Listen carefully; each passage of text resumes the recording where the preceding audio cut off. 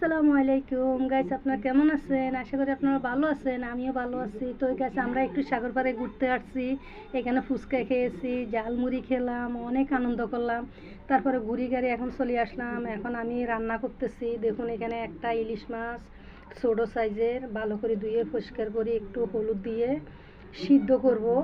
যখন ভালো মতন সিদ্ধ করা হয়ে যাবে, মাঝখানের কাঁটাটা ফেলে দিয়ে আমি ব্লেন্ডার করে নিব। একদম কাঁটা মানে একদম গুঁড়ি গুঁড়ি হয়ে যাবে, মেন হয়ে যাবে। চাইলে আপনারা ফাটার মধ্যে এভাবে মেন করে আপনারা বেটে নিতে পারেন। গাইস, যদি বিশ্বাস করেন, এত মজা হয়েছে, এত মজা হয়েছে গাইস। আজকে আমি এই ইলিশ মাছের কচু দিয়ে রান্না করব। তো চাইলে আপনারা ইলিশ মাছ মানে গোড়া দিয়েও রান্না করতে পারেন, ফিস ফিস হিসাবে। তো আজকে আমি ফিস মাছ দিয়ে রান্না করব না।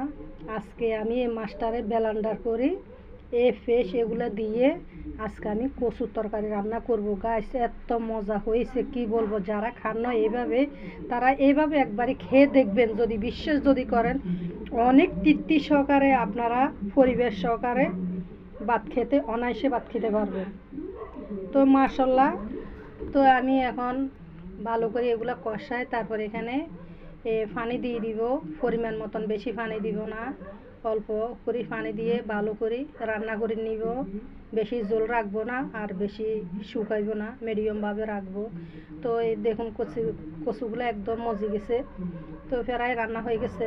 তো আমি দুপুরে মানে যখন আমি ভাত খাইলাম, তখন আসলে ভিডিও করতে আমার মনে ছিল না। আমার মানে কচু সবগুলা দুপুরবেলা আমার খানা শেষ হয়ে গেছে। তো অল্প একটু তরকারি ছিল, এগুলো দিয়ে এখন পরোটা দিয়ে খেয়ে আপনাদেরকে দেখাইতেছি। এত মজা হয়েছে, এত লোভনীয় আমার এই কচু রান্নাটা হয়েছে ইলিশ মাছের ফ্রেশ দিয়ে। তো যারা আপনারা খান নয়, তারা এভাবে তৈরি করে দেখবেন, অনেক অনেক মজা লাগবে, অনেক তৃপ্তি সহকারে আপনারা ভাত খেতে চাইবেন অনায়াসে। যারা মাছের কাঁটা বেছে খাইতে পারে না, তারা বেশিরভাগ এইভাবে তৈরি করতে পারেন। তো আমরা বাইরে একটু ঘুরতে গেছি, এখানে যে ঝালমুড়ি খাইতেছি, এত মজা হয়েছে ঝালমুড়িগুলা। তো বাইরের আবহাওয়াটা মানে এত ভালো লাগতেছে। তো একটুখানি এখানে ভিডিও লইলাম সাগরের। দেখুন কত সুন্দর বাইরের বাতাস, খোলামেলা জাহাজের একটু ভিডিও লইলাম, অনেক ভালো লাগে।